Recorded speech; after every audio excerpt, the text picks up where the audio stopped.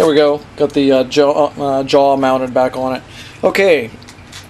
When we last visited our characters, George here had just had the Lexan plate drilled for the 2 screws to go through off the bracket there, off the swivel joint, and you see it there. Okay, so you see full range of motion, nod, rotate, spins around actually pretty easy, and tilt.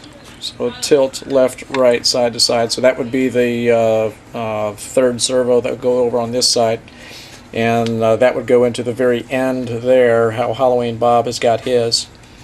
But I'm just going to do 2-axis now, so it'll be the servo back here to make the head, make it nod, and the one over here on this side will make it rotate.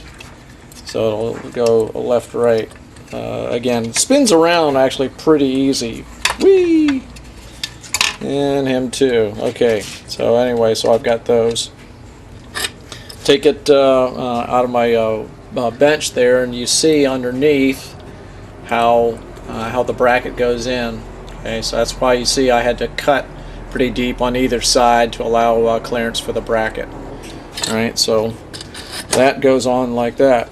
Alright, so that's about it for actually cutting the skulls for the large hole for the bracket here, and getting the plate mounted. The next hardest thing was taking each of the Lexan plates that I had cut. I've cut about 12 of them.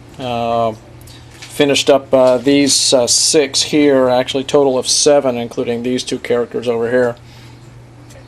Took a Lexan plate, 2 4x4 foot section, I think is what I had got from Home Depot.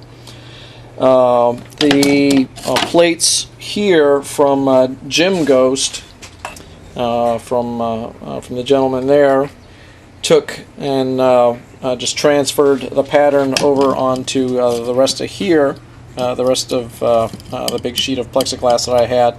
The only problem was that these are pretty much for Bucky's and not for Lindberg's. So I had to take them, trim them down just a little bit to get them fit in the Lindberg's. As you see, pretty much they are the cutouts for each of the servos is just transferred onto the film on the here on the other plates.